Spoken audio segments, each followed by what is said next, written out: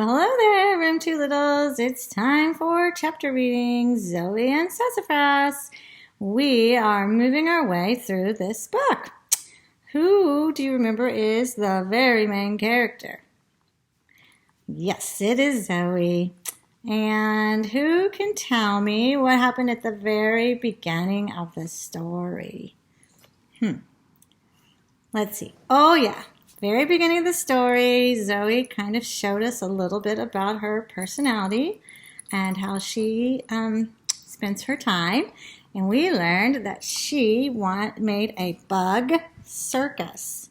And, the bug circus, she created things from nature for the bugs to perform in the circus. And then what happened kind of in the middle of what we've read so far? Do you remember? Yes, in the middle of the story, Zoey ran in, talked to her mom, and her mom was packing for a trip, and she saw something very mysterious. She saw her mom put away a picture. Her mom was also staring at a barn, or staring outside at the old barn, and Zoey was super duper curious, and then Zoey kind of fumbled through some of the papers that her mom had, and she found that her mom had a very cool picture of an animal that was glowing. And where we left off, which is the end of what we've been reading, what did we learn was going to happen? Do you remember? Very good. Mom was going out of town. She showed Zoey the doorbell on the barn where the magical animals come and ring for help. And Zoey is going to be in charge for a week. And she's super excited. She's a little bit nervous, but she's also very excited because since her mom could handle it way back when she was a small child, about Zoey's age, then Zoey could handle it. Are you ready to read? I am so ready to read. I am going to look and see where we are. We're on chapter 5, the barn. All right. Let's see. Chapter 5, the barn. Mom opened the door and we stepped inside. Oh, the barn felt so different, magical. It was like I'd never seen it before. Now I knew it held secrets. These cabinets hold the medical supplies I've gathered over the years, Mom said. These medical supplies are to help the magical animals. And over here are some books that you might find helpful when you're trying to help the magical animals that are not doing well. There aren't any books about magical animals, but you'll find that magical creatures and everyday animals are often very similar. Hey, similar is a word that we know. What does similar mean? Similar means the same or have something in common that are alike. Once I had a sick winged fox, and it helped to read about both birds and foxes. Sometimes you'll need to run an experiment to figure out what the animal needs or what will work best. You can look through my old science journals over there to get a better idea of what I'm talking about. So the mom has been really thinking about how to do this the best, and she's figured it out. She's got science journals, she's got books, she runs experiments, and she's giving Zoey all the tools that she uses when she is helping the magical animals. My heart beat faster. As soon as she was done with the tour, I was heading straight for those journals. Couldn't wait to read them. My breath caught. There'd be more magical photos in there. I could hardly wait to see them. I interrupted her, which isn't polite, but I needed to. So I said, if I hear the bell, I run out here and the animal will be at the back door and I bring it inside and try to figure out what's wrong? Mom nodded. Well, she said, some of the animals can speak, like Pip, but most cannot. Remember, you can use the books and my old journals to help you. This must seem like a lot of responsibility, my little one, but I know you'll do your best. Do you have any questions? No, I do. My mind was spinning, but I shook my head no. If my mom believed I could handle this, I could. Or at least I hoped. And if things got too tricky, I could ask Dad to help. Wait a minute. My mom, she hadn't mentioned Dad at all. That was strange. What about Dad? Can't he help me? Well, so far, your father can't see any of the magical animals. Until you saw Pip in that photo, I thought I was the only human alive that could see the magical animals. Mom shook her head sadly. I tried to introduce Pip to your dad, but he couldn't see or hear him. Whoa, so this was definitely all up to me. Mom kissed me on the head. I've got to go, but I'll see you in a week. I'll let Dad know you're out here before I leave. Wait, I piped up. If a magical creature comes, do I get to take its picture? I was pretty sure that one of the best parts of this whole thing was going to be collecting magical photos. Mom laughed and opened one of the desk drawers. Here's my camera, she said. You are free to use it. But since it's instant film, you can't take too many photos or it can get really expensive. Only take one of each animal, okay?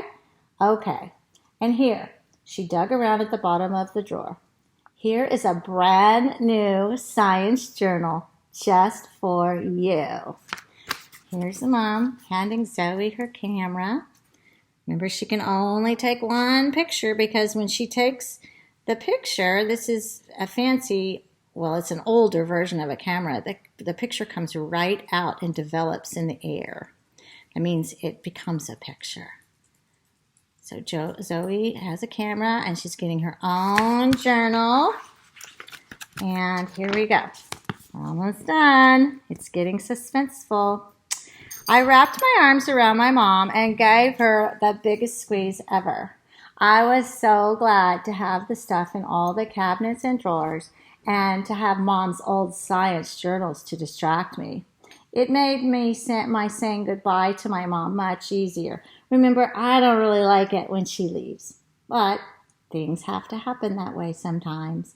I set my stinking goggles on the barn desk, and I grabbed the pile of science notebooks. I spent the next few hours, it's a long time, that's at least 3 hours, with Sassafras curled up in my lap as I flipped through all of them. The photos were so incredible. I flipped to a page with a creature that looked like a flower. I leaned in for a closer look, and the scent of roses filled my nose. A few pages later, I found a photo of something fluffy and blue that was shaped like a snake. I brushed my fingers over the photo, and I could feel its soft feathers. This was going to be so much fun. I could hardly wait to see what creature I would get to meet first. Oh my goodness, this is so exciting. So here she is. Her mom is gone. She's curled up with Sassafras for those few hours, looking at the science journals. You can see she's touching one of the pictures right here, and she said she could feel the soft feathers. I wonder what it is. She said it was fluffy and blue, shaped like a snake, and it has soft feathers. Woo! So she's ready for her adventure. Now, we're finished with our chapter, and I'm so sorry to put the book away, but I must. I want you to leave today thinking, wonder what the picture of the soft and fluffy thing is. It has feathers on it. It's shaped like a snake. And it's something that her mom took care of a long time ago. So I want you to think about, what was that creature? Another thing I want you to think about is, what do you think? Remember, this is I think, and it's a guess. There's no wrong or right answer. Well, there is right answers, but you can just guess anyway. What is going to be the first magical creature she's going to meet? I'm thinking about that. And I wonder if the doorbell is going to ring, and I wonder if it's going to scare her or make her jump into action and be so excited. I think she's going to be ready because she's doing her research right now. That means she's studying.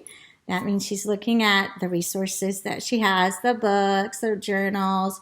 She'll probably investigate the types of experiments that she can run and those types of things. So before I go today, I want to remind you that you are also a super thinker. And even though you don't have magical goggles, you can pretend, and you can continue to send me your magical, incredible work on Seesaw and your incredible, magical voices on Seesaw. And if you're not on Seesaw, maybe you could send me something that you're at home doing. I would love, love, love to see your great efforts, because I know this is the Amazing Littles class, the Room 2 class, and you guys are super duper amazing. So let's leave today with our virtual hug. And I'm going to sing my goodbye song. Let's see if I can remember it. Goodbye, my friends. It was so glad to see you. Goodbye, my friends. It was so glad to see you. Goodbye, my friends. Until next time. It was so glad. I was so glad to see you. Have a great rest of the day. And remember, I am smart. I am caring. I am honest. I am silly. I am brave. And I am loved. Yes, indeed. All of those things apply to you, my friends. You are super duper amazing. I love you to pieces. Mwah. Sending you all my love. Take care of your family. Take care of yourself.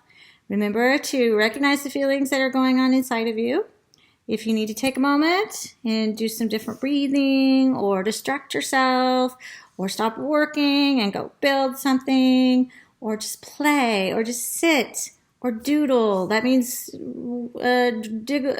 draw silly pictures or pictures on a piece of paper or sing or dance.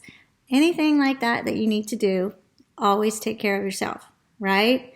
We take care of our feelings, we recognize our feelings, and we go forward and we deal with our feelings. We all have feelings all day long. Man, Miss Cochran has a million feelings every single day. And sometimes I just need to get up, go outside, breathe the fresh air, look at the sun, or take my dogs out, go outside, jump up and down as many times as I can, put my feet in the grass, any of those types of things. And then sometimes I get up and I make a cup of tea. And I just sit and I drink my cup of tea. So you do what you need to do. Okay, until next time, bye-bye.